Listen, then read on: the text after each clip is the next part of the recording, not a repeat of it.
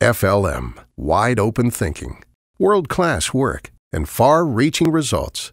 Now with locations in Minneapolis, Columbus, Indianapolis, and Washington, D.C. A strategic marketing and communications company dedicated to serving clients who specialize in the business of agriculture and the life of rural communities. Bruce Rohwer, President of the Iowa Corn Growers Association. Thanks for joining the AgriPulse Leaders Forum. Thank you for the opportunity, Sarah. Can you start by telling us a little bit about Iowa corn growers' top priority issues? Our top priority issues here at the National Policy of the Corn Congress is crop insurance. This is a program that we feel is very important to Iowa farmers, and we are here to make sure that we have policy that supports a good, solid crop insurance program. And how does that value resonate with the drought that occurred in 2012?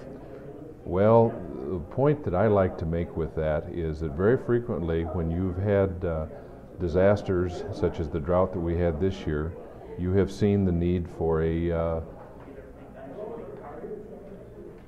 disaster aid that would be a special bill come from Congress. Now, there were livestock farmers asking for that type of assistance, but for the crop farmer, with the crop insurance program that we have, we had the protection that was needed to be able to weather this storm. Great. And with this upcoming debate on another 5-year farm bill that's going to happen this year, other than crop insurance, what are your top priorities? Well, it's interesting you have the optimistic view that we will see a 5-year Sure. farm bill this year. There are some that are more pessimistic than that. But no, we do need to have a 5-year farm bill passed this year. It's not just about Title I payments. It is more than that, way more.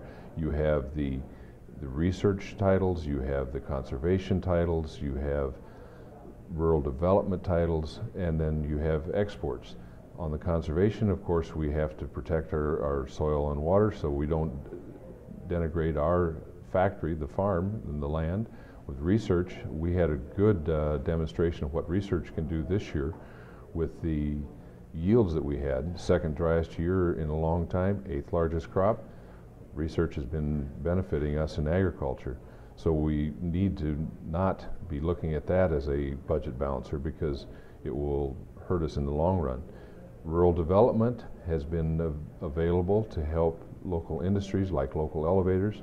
With these prices going up as they have, you've had increased margin requirements, which have been devastating to elevators' working capital.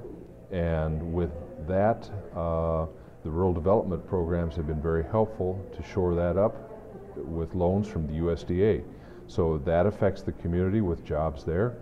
But the one that really is in the future, you know, we will have a large crop again sometime. It won't always be like this year, and we need demand. Agriculture demand comes from the livestock farmer, but that can only increase so fast. We have the ethanol side of things. That has limitations to how much demand. So the only place remaining for the extra bushel to go is through the exports. And we need to maintain contact with our customers through this time of shortage. And there's programs for that called Foreign Market Development, FMD, Market Access Program, MAP. And these are matching funds that the federal government puts out with the associations to help us have contacts with our customers. And we need to be talking with them now so that they know that we are here, that we will have a crop again, so that when we need their extra demand, they will be willing to provide it to the U.S. farmer as opposed to other possible foreign sources. So this is where the Farm Bill really becomes important to local communities, and it's not everyone's, it should be everyone's desire to have that 5-year Farm Bill passed so that we can keep the economics of a good agricultural economy going. You mentioned the importance of ethanol to corn growers. Lately, the RFS has been under attack. What would you like lawmakers to know from the Iowa corn grower perspective about the renewable fuel standard?